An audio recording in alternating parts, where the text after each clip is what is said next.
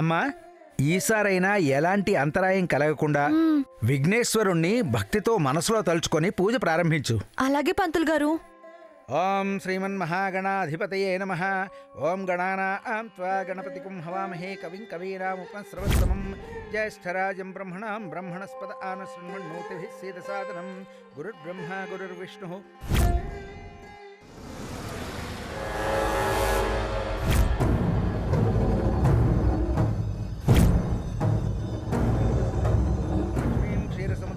సత్యవతి, ఇద్దరం ఇక్కడే ఉంటే ఎలా? సడన్ గా తులసో ప్రియో సాంబయ్యో వస్తే దీని పూజ చూస్తే రచ్చ రచ్చ చేసి ఆ దుర్గమ్మకు తెలిసేలా చేస్తారు. నువ్వు ఆ ముఖద్వారం దగ్గరుండు. ఎవరి జాడైనా తెలిస్తే ఉప్పందించు. ఇక్కడి నుంచే నేను చూస్తానులే పిన్ని, నువ్వు పూజ చూడు. పంతులు గారు, పూజ కొంచెం తొందరగా లాగించండి.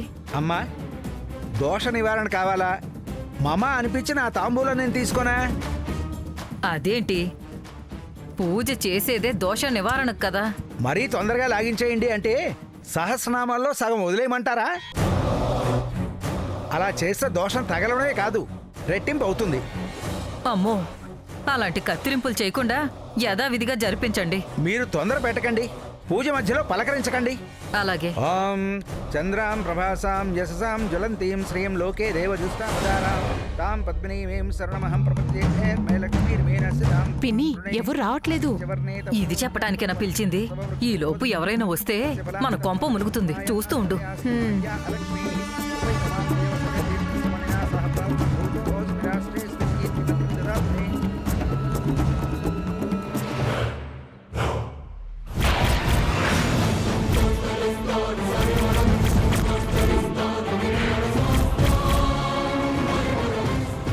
హలో.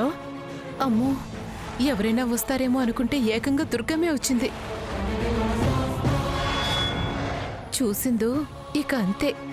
వెంకటలక్ష్మి తట్టబుట్ట సర్దేసుకోవటమే. ముసల్ది గుండాగి చూస్తుంది.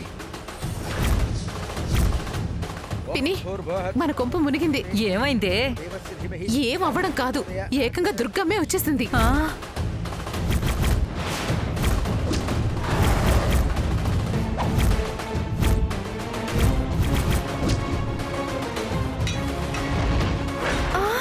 ఒసేయ్, లేవే. ఒక్క నిమిషం ఓపిక పట్టండి, పూజ అయిపోతుందమ్మా.